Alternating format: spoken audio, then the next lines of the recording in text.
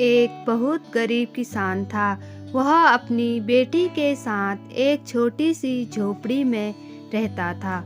उसके पास खेती के लिए इतनी कम जमीन थी कि उसकी फसल को बेचकर उसे बिल्कुल थोड़े से रुपये मिलते थे।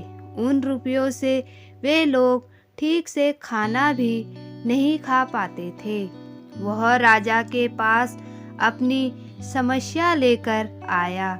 राजा दयालु थे। उन्होंने किसान को अपनी जमीन में से कुछ जमीन दे दी खेती करने के लिए। उन्होंने कहा, यह जमीन तो हमारी ही रहेगी, लेकिन उस पर उगने वाली फसल तुम्हारी होगी। किसान ने राजा को बहुत बहुत धन्यवाद दिया। एक दिन वह खेत की जुताई कर रहा था। तभी उसका हल किसी कठोर चीज से टकराया। उसने वहां खोदकर देखा तो उसे सोने की एक ओखली मिली। किसान ईमानदार था। उसने अपनी बेटी से कहा, हमें यह ओखली राजा के खेत से मिली है। जिसकी जमीन है उसी की यह ओखली भी है, इसलिए हमको इसे राजा को लौटा देना चाहिए।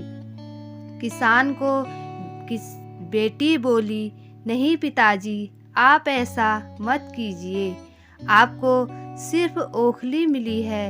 यदि राजा ने आपसे इसकी सोने की मूसल भी मांगी तो आप क्या करेंगे?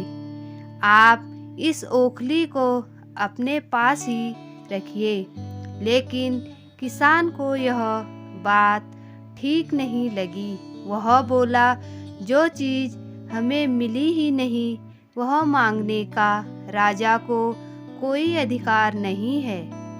वह राजा के पास ओखली लेकर पहुंचा, लेकिन दरबार में ठीक वैसा ही हुआ जैसा किसान की बेटी ने सोचा था।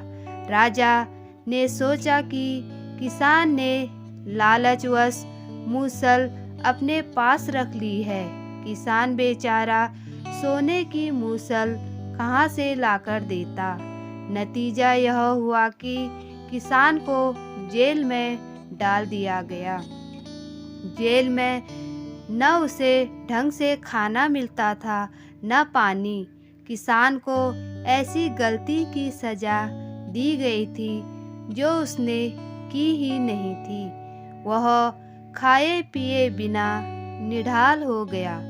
लेटे लेटे वह रोता रहता था और कहता था कि बेटी की बात मानी होती, काश मैंने अपनी बेटी की बात मानी होती। एक दिन राजा ने उसे ऐसा कहते हुए सुन लिया। उन्होंने किसान से पूछा कि वह ऐसा क्यों कह रहा है। तब किसान ने राजा को पूरी बात बताई। राजा को अपनी गलती का एहसास हुआ।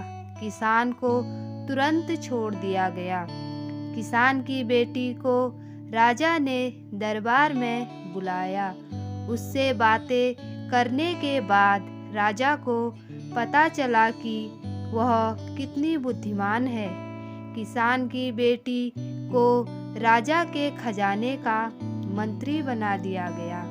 उन्होंने रहने के लिए घर और सभी सुख सुविधाएं दी गई। किसान और उसकी बेटी सदा सुख से रहे। किसान को थोड़ा कष्ट जरूर झेलना पड़ा, लेकिन अंत में जीत सच्चाई की हुई।